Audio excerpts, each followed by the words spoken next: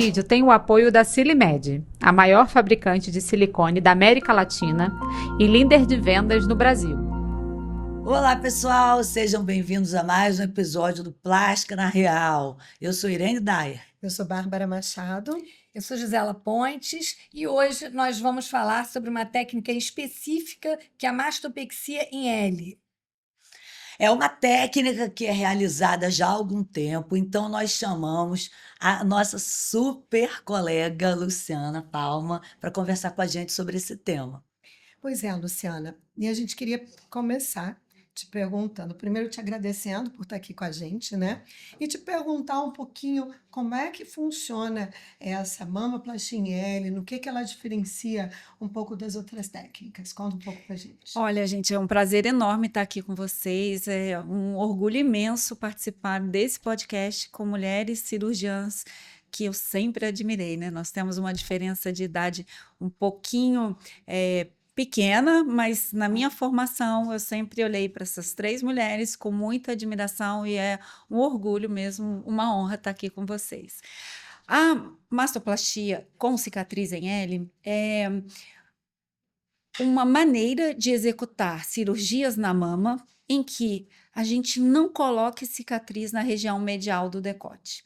Então, mais do que uma mastopexia, eu posso dizer que eu desenvolvi um método, uma maneira em que qualquer cirurgia da mama que a gente tenha que fazer um ajuste na quantidade de pele com o conteúdo, a gente possa resultar numa cicatriz em L. E isso sempre me fascinou desde que eu estava na residência, né?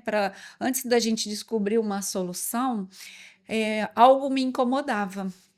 Eu não era nem médica ainda, eu vi o resultado de uma mastopexia de uma colega e aquela, ela estava super feliz. Eu fiquei impactada com a cicatriz e houve aquele assim contraste, como que eu que queria ser cirurgiã plástica não tinha entendido aquele resultado que deixou aquela minha amiga tão feliz. E foi o tamanho da cicatriz, né? Então eu falei, será que não é possível ter uma coisa melhor que não tem essa cicatriz? Essa sementinha ficou na minha cabeça. E a partir daí eu pensei, né, de ter um jeito de fazer sem essa cicatriz no meio. Tem uma curiosidade grande, porque assim, primeiro, o sonho de toda paciente é operar a mama e não ter cicatriz. Eu falo que não adianta ter raiva do cirurgião, a mama em L já teve em folga, já parou de ser usada, né? Voltou a ser usada novamente. E uma das grandes críticas que eu me lembro era exatamente às vezes, dependendo de como você desenhava a mama, a medialização das areolas, né? Que havia uma angulação para dentro, então ficava aquela mamazinha vesga para dentro, né? E a outra crítica era exatamente que a extensão lateral, às vezes, da cicatriz passava muito da linha axilar anterior, o que vai muito de encontro, na época o professor Tanguy colocava muito isso, que ele achava essencial tanto quanto você tentar evitar unir a cicatriz medialmente, que raramente é uma situação em que isso é requerido, né? A gente não condena o colega que faz, porque às vezes é a necessidade do momento, é aquele caso que requer, e às vezes também tentar limitar na linha axilar anterior. Você consegue fazer a limitação na linha axilar anterior? Consigo, nos casos que eu falo que não há sentido em fazer uma cicatriz reduzida se ela alarga lateralmente. Mas como eu não tenho experiência no T invertido, algumas mamas, especialmente flácidas ou grandes demais, quando há essa discrepância muito grande entre conteúdo e continente, eu acredito que no T invertido também não seja possível respeitar a linha axilar anterior. Então, algumas vezes o L vai um pouquinho para a lateral? Vai. Mas será que não iria também no T invertido? Eu não acho que ele faça uma cicatriz na lateral para compensar a falta da medial. Mas, assim, óbvio, mamas muito grandes, muito desafiadoras, eu quero um acabamento perfeito. Eu não quero que tenha uma orelha. Eu avanço, sim, como eu tenho certeza que quem faz o T invertido também avançaria. Lu, eu já vi você fazer, né? Tive o prazer de ver. E a gente já tinha feito mamas em L anteriormente, seguindo técnicas que já existiam. A tua técnica ela tem características importantes que são diferentes do basicão da mama em L. Uhum. Agora, eu acho interessante você comentar isso sobre o pessoal que faz o T, ou a marcação clássica do Pitangui, Uhum. que foi professor da Bárbara. Eu não faço marcação de Pitangui, eu faço uma mistura de Lejur com Peixoto, que eu criei da Uhum. minha cabeça, que sempre dá certo para mim. Uhum. Então, eu acho engraçado como a gente se adapta a essa forma de mama que a gente consegue dar um bom resultado. Isso é legal, né, para a gente passar para os residentes, para quem está em formação. Não existe uma metodologia ideal, existe a metodologia que dá certo para Sua. você dar É. o resultado de uma mama bonita, né? Uhum. E me fala também um pouquinho, quer dizer, como é que é essa técnica? Quer dizer, o que que você faz diferente e quando que você resolveu migrar? Você aprendeu o T invertido, que é o que nós Uhum. aprendemos, né? Eu, por exemplo, faço a torre, que é um outro tipo de cicatriz reduzida, e que cada um, como Irene, Bárbara, cada um tem uma forma de fazer, mas quando que você resolveu migrar e se especializar? Quer dizer, hoje em dia você tem curso, se Uhum. especializar na técnica em L. Tá, então, quando eu era R3, tinha uma simetrização, e nesse ponto o Inca é uma vantagem, né? A cirurgia estética, ela é de um lado só, né? A mama está reconstruída, nunca vai ficar idêntico. Então, vamos reduzir, compensar o tamanho e deixar ela bem parecida, né? A gente não tem esse compromisso com ficar idêntico, né? Quer ficar bem Uhum. parecido. Não o compromisso, mas vamos dizer, esse esse desejo que nunca será concretizado, né? Então vamos fazer uma mama bem bonitinha, de tamanho parecido. E aí tinha uma mama pequena, em que a gente fechou a vertical, né? Para quem não entende, é uma etapa final da cirurgia, mas é uma etapa inicial da etapa final, que é o fechamento da vertical. E um staff falou assim: agora você decide se você quer fazer, puxar o L ou se você quer fazer um pequeno T. E aí eu falei, vou puxar o pequeno L, porque no comportamento ali existia um livro do professor Liassi, que tinha uma página 278, se eu não me engano, com uma técnica do Peixoto, em que exatamente para puxar o L eu trocava pelo pequeno T. Eu falei, vou fazer desse jeito. E eu sabia, aquilo deu certo, ficou linda aquela mama pequena, fácil, que poderia também ter um pequeno T. Então, aquela sementinha já ficou na minha cabeça.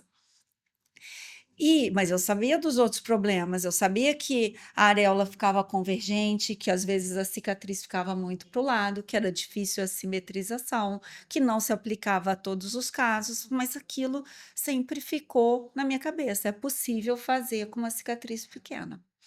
E aí aconteceu uma história, né?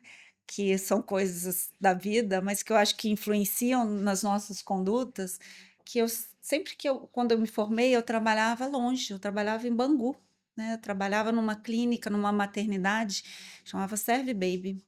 E nessa maternidade era bem longe para mim, né? Eram 45 quilômetros da minha casa e eu sempre fui muito caprichosa. Eu ia lá operar, eu ia lá dar alta, eu ia lá passar visita, e aquilo ficou pesado. Eu fui tendo um filho, eu fui chamada para ir ser staff do INCA, onde eu tinha que cumprir 40 horas além dessa rotina, e eu precisava de ajuda.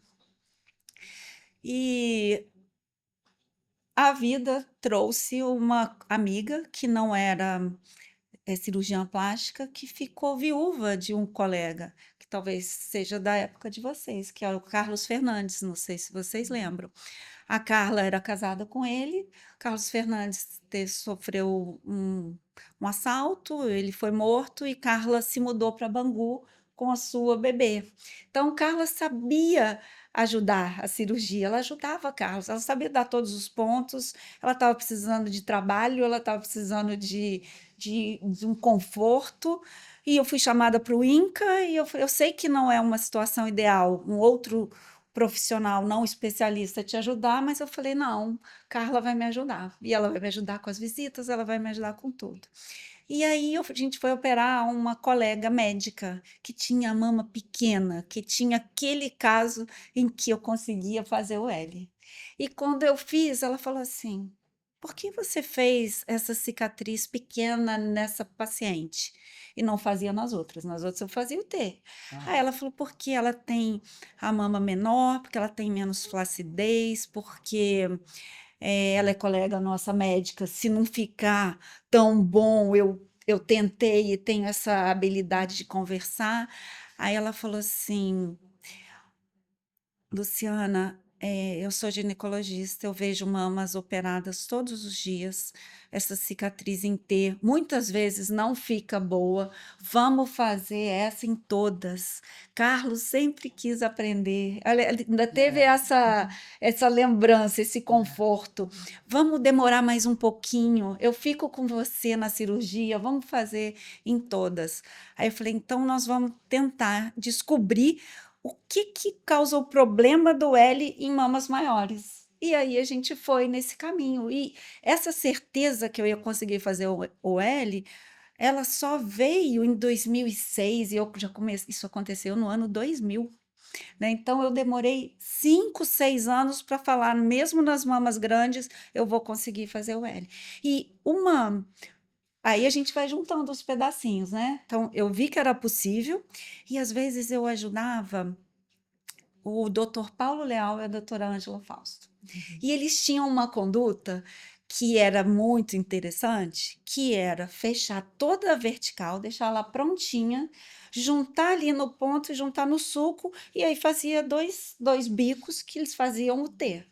Eles falaram assim, retirando depois, não fazendo a marcação, nós conseguimos fazer uma cicatriz menor. Então, eu via que aquilo era possível. Qual era a diferença? Era na hora que terminar aquilo, em vez de compensar tudo no meio, terminar na lateral. E daí eu tirei um outro insight. As mamas ficam mais convergentes quando você tenta compensar a discrepância da pele ali naquela vertical. Aí ela vai caminhar para dentro. A vertical tem que ser fechada como se você fosse fazer um T invertido. E aquela curva, que é uma discrepância difícil, porque você tem mais extensão de pele inferior do que a superior, ela tem que ser resolvida ali naquele pedaço. Diz pra gente assim, que você relatou uma coisa interessante, que você começou por uma mama pequena e depois migrou para as grandes, né? Tem duas situações que a gente considera. Muitas mamas que a gente pega já são operadas, têm cicatrizes grandes, as pacientes vêm com grandes expectativas, às vezes querem colocar implantes, e não necessariamente a gente precisa usar a incisão toda. Às vezes a gente usa o tempo que aquela cicatriz já existe, já teve um comportamento bom. Mas qual é o candidato que você olha, a candidata que você olha assim, pô, essa mama é ideal para eu botar o L? Uhum. O ideal. Vamos pensar. Eu gosto muito de mamas com tecido autólogo. Uhum. Não acho que implante são indicados para mulheres que precisam aumentar o volume ou para mulheres que têm um desejo de um colo marcado, uma mama mais montada, assim, sem nenhum julgamento, embora não seja do meu gosto estético, tá? Mas se ela deixar claro para mim, quer aumentar o volume, quer um colo marcado, não tem outra solução. E gosto muito de operar mulheres com pitose mamária e com volume que precisa ser um pouco reduzido, ou muito reduzido. Assim, essa para mim é a paciente ideal. Não tenho uma preferência, como eu faço em L, em todas, embora sabendo que o resultado em mamas com muita flacidez e com muito volume é um resultado que não se compara àqueles casos mais fáceis. Mas eu imagino que para todas as técnicas, né? Eu não tenho como elemento de comparação, porque eu sempre faço T, mas Sempre faz eu faço L, mas eu acredito que a cicatriz, o resultado de uma mama mais desafiador, ele é desafiador em qualquer técnica. Mas aí você coloca um ponto interessante, quer dizer, existe uma questão de ponderar a expectativa da paciente, né? Uhum. Se ela quer uma mama muito montada, muito alta, ela tem que, Tem né, que tem que pensar. pensar, né? A Irene estava comentando, eu queria que ela comentasse de novo antes da gente iniciar, né, aqui a discussão do podcast, sobre a questão do Tom Biggs, que eu achei aquilo genial, né? Como é Do que as Baker. brasileiras, né, veem a Danny mama. Baker falou isso. Pois é, queria que você falasse isso e a Gisela depois complementasse isso aí. Eu falo, eu vi numa apresentação do Daniel Baker, ele fala, as brasileiras acham que a mama começa embaixo da clavícula. Esse que é o problema. Uhum. Porque é a gente sempre procurando técnicas onde a gente consiga manter a mama muito alta, que é muito O difícil. As pós-superior pessoas não cheio, entendem né? isso. Aí eu quero aqui, com o tempo ela dá uma caída. Uma coisa interessante que eu tenho observado na tua técnica, eu percebo uma pitose menor. Ela me parece diferente do T. Uhum. E também existem outras vantagens, como redução dos casos de deiscência. Também era interessante você comentar isso. Quais as vantagens da mama em L, além da cicatriz que você já comentou? Então, depois que eu descobri que dá para fazer sempre, que é uma questão quase de física, né? Você encaixar uma coisa que era grande e ficou pequena, que é a mama internamente, com uma cobertura de pele. Dá para você fazer um vetor. Então, eu já descobri que a cicatriz medial era possível eliminar, mas eu fui vendo que tinha outras vantagens. Né? Eu executando a técnica corretamente, a primeira delas é você não ter aquele encontro dos dois bicos do T. E aquilo não tem deiscência. Executando o fechamento completo, não existe sofrimento do retalho ali na pontinha. E isso, não vivo isso no meu dia a dia. E a terceira, né, além da cicatriz, não ter deiscência, seria um vetor diagonal. O vetor de força, né? Tirou pele, apertou, o vetor do T talvez seja um vetor horizontal, né? Então aquela força está ali naquele sulco. Assim, as duas pontas do retalho se encontrando. O vetor de força do L é um vetor diagonal, tanto que o resultado da mama em L no pós-operatório imediato é uma mama meio apertada aqui, ó, em que você não tem nenhuma projeção de polo inferior.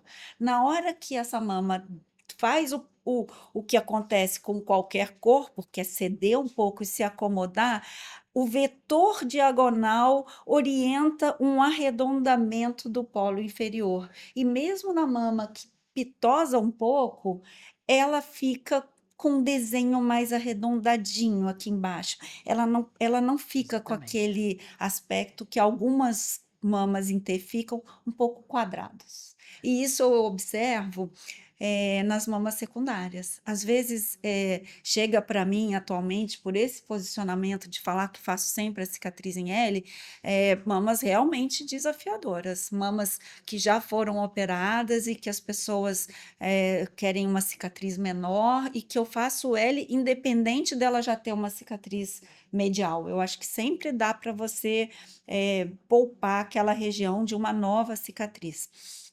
E o trabalho do parênquima também é Isso que eu- interessante. aham. Porque Por você exemplo, trabalha o parênquima porque, diferente. por exemplo, o trabalho do parênquima mamário, até eu tive, que ela teve operando lá no hospital, a Elizabeth Hall Finley, que ela faz uma cicatriz reduzida, né, que falou muito sobre isso, ela preserva mais, digamos assim, o polo superior, os polos superiores da mama e retira mais os polos inferiores. Eu queria também que você falasse mais um pouquinho para numa simastia.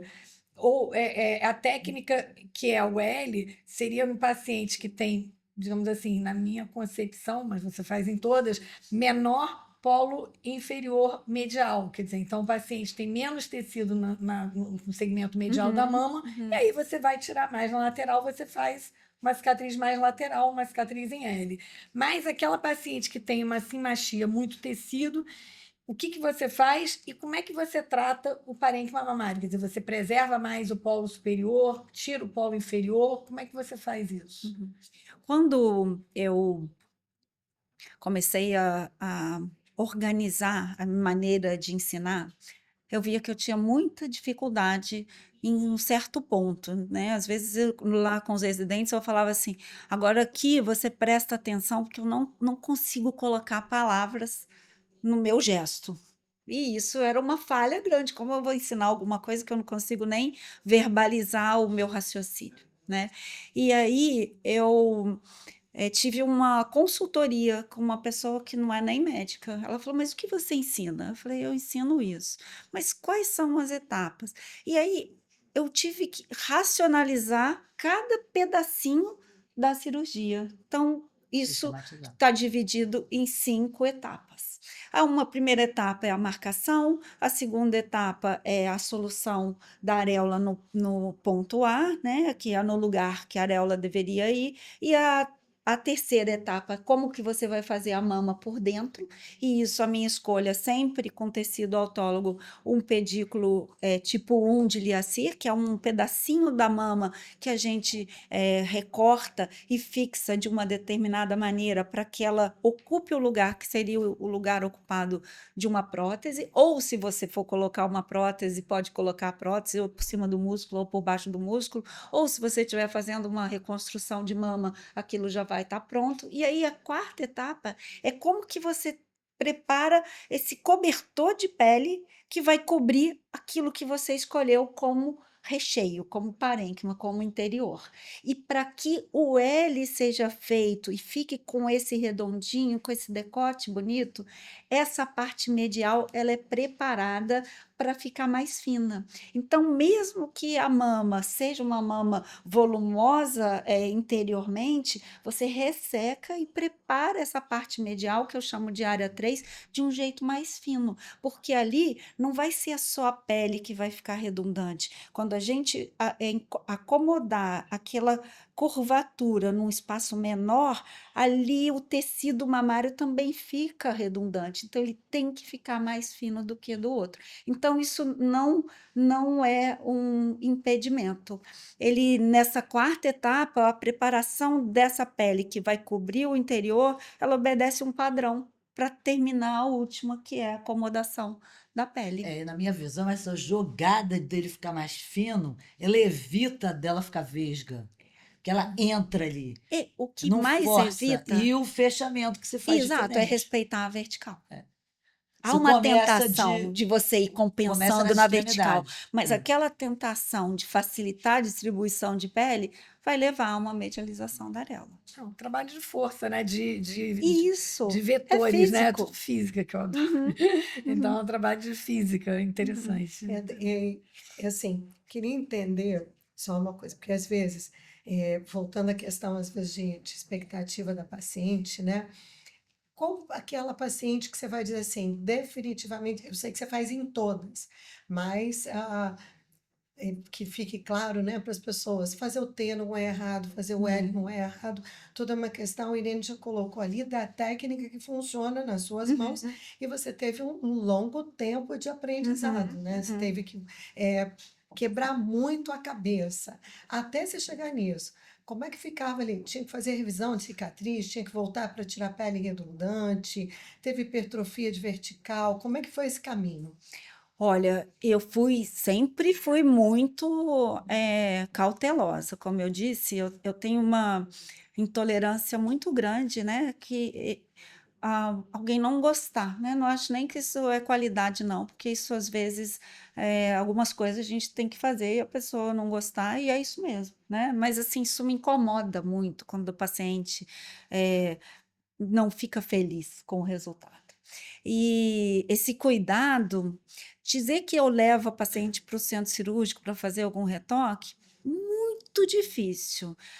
O que mais eu tenho de dificuldade, às vezes, é que quando não fica uma simetria perfeita.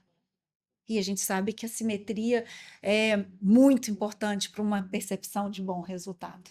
Às vezes a mama nem ficou tão em pé, tão menor, mas se ela ficou simétrica, aquilo já é um conforto e já tem uma beleza. Então, talvez eu tenha algumas assimetrias que tenham me incomodado, de volume, eh, e de cicatriz, pouco. O que eu mais preciso, rever é alguma orelhinha.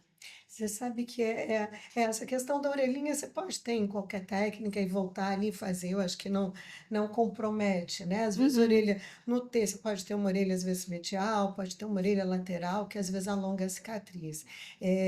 Mas na verdade, assim, o que eu vejo, grande diferença de técnica, projeção de polo superior, se a paciente tiver uma grande expectativa em relação ao polo superior, Uhum. como é que você age em relação a isso? Então, isso eu venci com a coragem de mostrar antes e depois tardios. Então, Uhum. com esse tempo, com muitas mamas operadas, eu tenho um banco de fotos gigantesco. Então, pode ter certeza que eu vou examinar a paciente e eu vou apresentar para ela o que seria o resultado depois de 6 meses, depois de 1 ano, depois de 1 ano e meio. Eu falo: olha, isso aqui não é resultado de centro cirúrgico, nem de 3 meses, e eu vou até te dar uma dica, que eu sempre dou dica para os pacientes.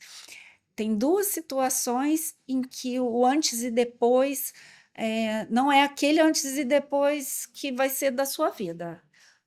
Bronzeamento e eh, pós-operatório de 3 meses. Essas duas situações não são reais, elas disfarçam assimetrias, disfarçam as cicatrizes. Então, presta atenção, porque você pode ser iludida, até com meus próprios casos. Eu falo assim: olha, essa paciente aqui, ela está bronzeada, olha, está mais bonita. Mas aqui ela não estava mais bronzeada, viu como a percepção é diferente? Então, se a paciente, eu termino, ó, falo, terminou assim a cirurgia, com 15 dias ela estava desse jeito, com 30 dias assim, com 45 dias assim, depois de 1 ano ela estava assim. Isso te agrada? Às vezes eu escuto, não, eu queria uma coisa diferente. Falei, então a sua cirurgia tem que ser outra. E você tocou num ponto muito interessante, que é a questão da assimetria, né? No termo de consentimento, hoje, como a gente é obrigado a entregar tudo escrito para o Uhum, paciente, né? Eu sempre coloco: se Deus não fez, né, a natureza perfeita e não deu simetria, não pode pretender o cirurgião ser maior que Deus, né? uhum, E uhum, aí você coloca essa questão da assimetria. Que eu acho até crueldade da paciente querer que você dê, né, dando só uma cicatriz reduzida, uma simetria, assim, uma assimetria que seja agressiva, né, uhum, visualmente falando. O que eu acho que é bacana é você olhar algo que visualmente, né, esteja em equilíbrio naquele tórax, naquele uhum. ombro, mesmo que uma mama pequena, um pouquinho menor de um lado, maior que o outro, que a gente sempre fica naquela dúvida, né? A mama é um pouco maior, se eu estou reduzindo, eu posso mexer, mas se é o implante, eu boto um maior de um lado, menor de outro, Uhum, uhum. sempre vem essa dúvida. E é muito frequente que a paciente te questione isso, essa questão da simetria, ou é algo que você vê que está diminuindo? Não, eu mostro todos os antes e depois, se na hora que eu estou explicando os riscos da cirurgia, eu falo assim: riscos, infecção, sangramento, cicatrizes inestéticas, perda da sensibilidade, diminuição da capacidade de amamentação e assimetria. Aí eu falo com ela: se você reparar em todos esses pós-operatórios que eu te mostrei, as mamas não são idênticas. Não estou Perfeito. falando de uma, por exemplo, às vezes a assimetria me incomoda. Se eu tenho uma diferença na altura da areola e a mama tá linda, que aquele detalhe, eu falo assim, nós temos que fazer um pequeno retoque. Não, mas doutora, eu já estou achando lindo. Eu falo assim, não, mas precisa, porque a gente também quer um resultado lindo, né? E às vezes aquela diferencinha ali na altura, ela é tão fácil de ser corrigida e foi produzida não por falta de capricho, por sua desatenção. A gente sabe que a gente mede, a gente usa compasso, mas a maneira que aquela mama cicatriza, às vezes, muda um pouco dos parâmetros de quando finalizou a cirurgia. Você opera semi-sentada? Eu opero com uma pequena elevação. Não opero deitada. É porque eu sempre falo isso para paciente, que às vezes pequenos desvios de coluna, né? A pessoa, às vezes, quando você olha a altura do ombro, a fotografia é um bom guia para a gente, né? A gente tem por hábito colocar a fotografia, Uhum. né, antes da cirurgia para guiar. E se você olha, muita paciente, eu tenho escoliose, eu tenho um ombro um pouco mais elevado que o outro, e isso vai se refletir no pós-operatório. E uma coisa que eu já vi uma vez, que me chamou a atenção, a paciente falava assim, engraçado, eu tenho a sensação de que uma areola está maior que a outra, mas quando eu sento elas estão iguais. E aí você via um desequilíbrio na altura da bacia, Aham. né, Gisela? De quadril, né? É, Uhum.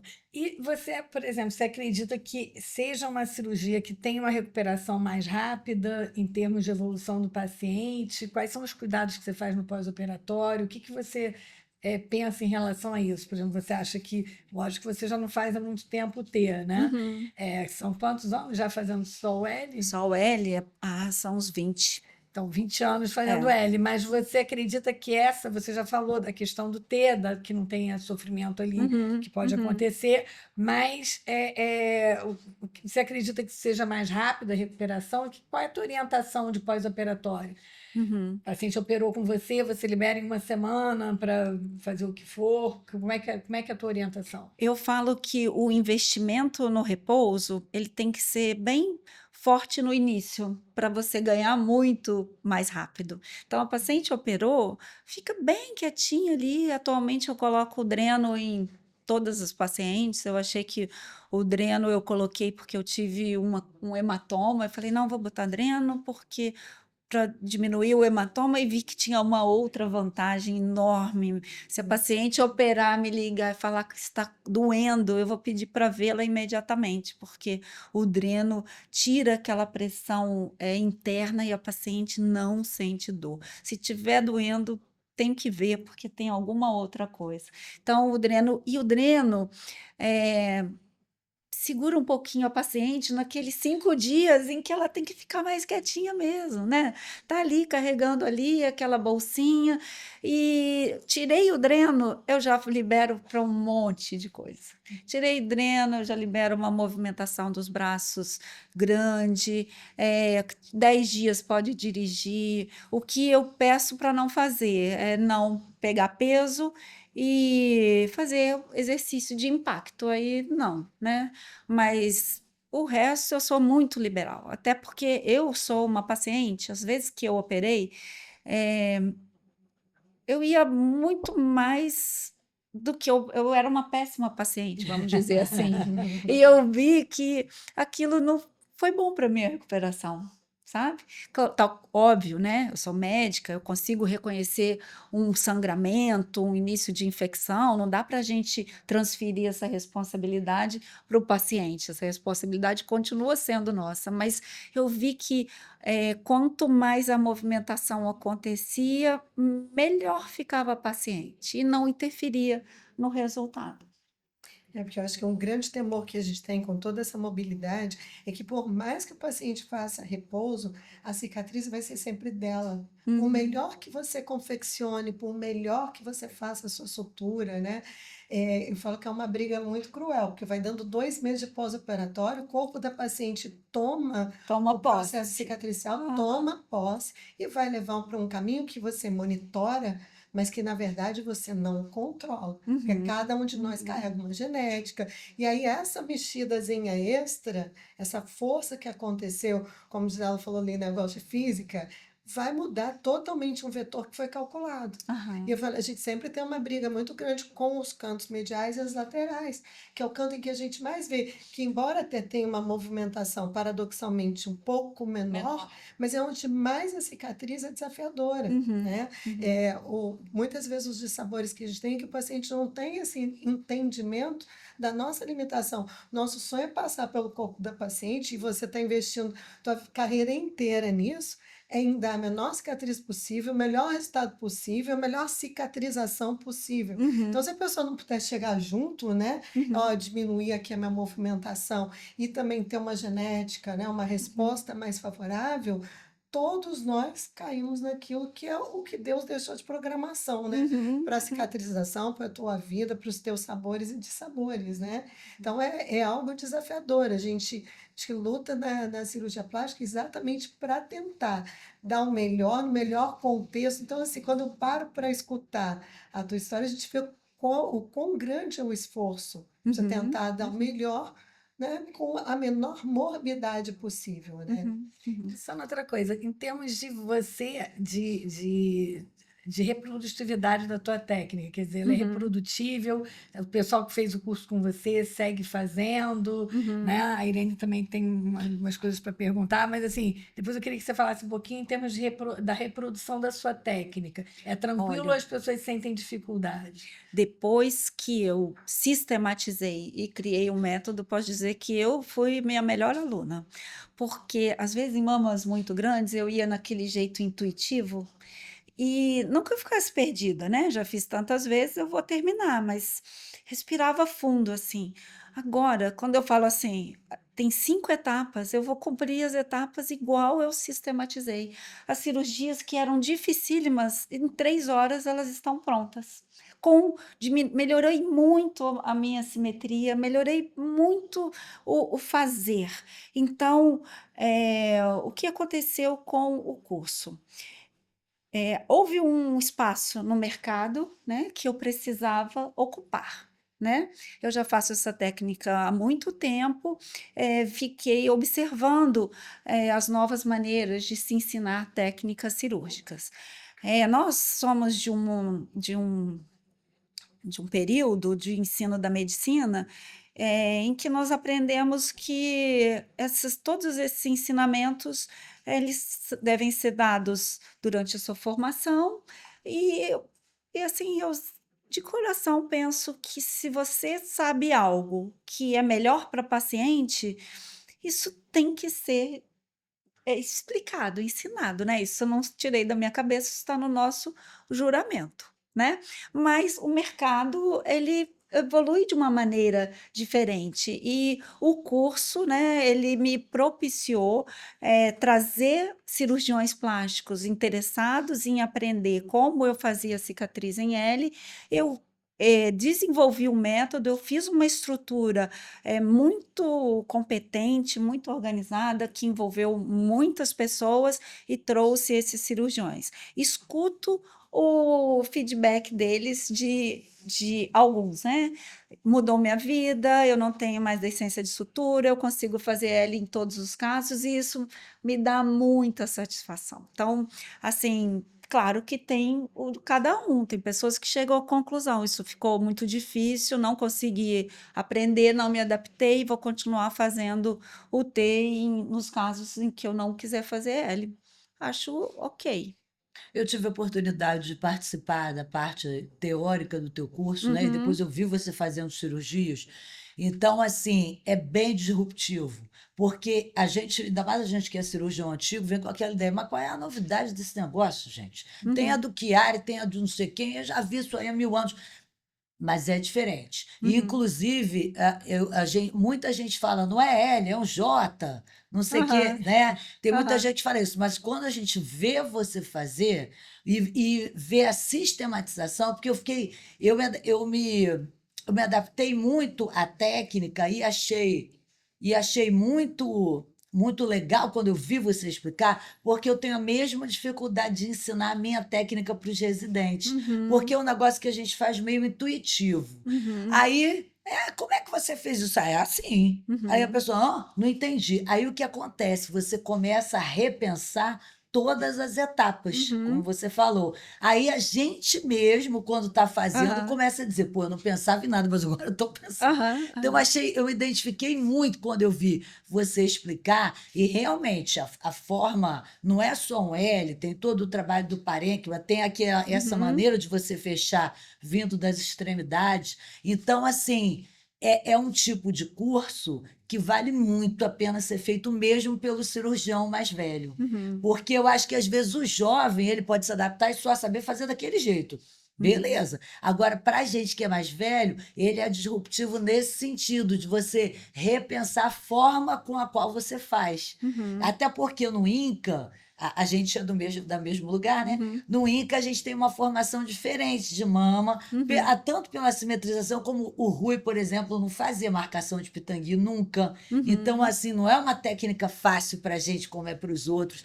Então, eu acho que tudo isso leva ao desenvolvimento da técnica. Então, queria muito te parabenizar, porque eu amei, assim, pensar até no jeito que eu faço. Eu Uhum. achei muito legal.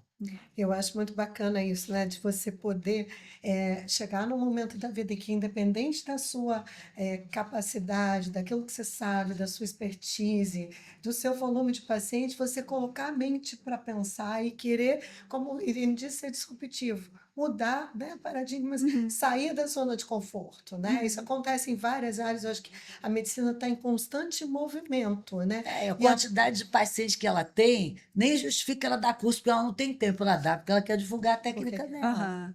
Mas não é só fantástico. divulgar, né? Que é sempre uma delícia passar o conhecimento, né? Eu Mas acho isso é que divulgar, gostoso. Tru. Isso é divulgar, ela quer que as pessoas aprendam.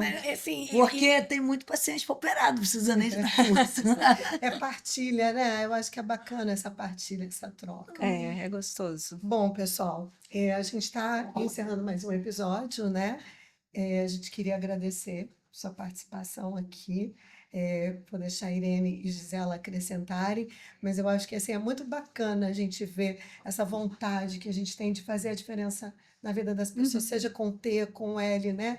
Mas vontade de modificar, de tentar melhorar a autoestima. É muito desapontador, como você disse, né? Eu acho que todas nós passamos por isso, porque o nosso sonho é preencher algum vazio, Uhum. né? Devolver alguma coisa, ou que a natureza não deu, ou que a pessoa perdeu. Uhum. Então, parabéns, porque eu acho que a gente está indo no caminho certo, né, Gisela? Eu acho que.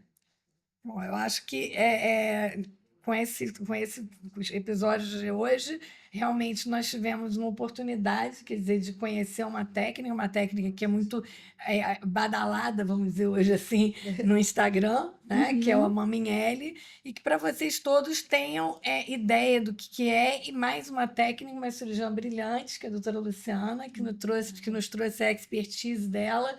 E esse prazer que nós estamos tendo de ter ela aqui conosco. Obrigada. Isso aí, pessoal. Aproveitem esse episódio incrível. E a gente está no YouTube, Spotify e sigam a gente no Instagram. Até a próxima. Até a próxima.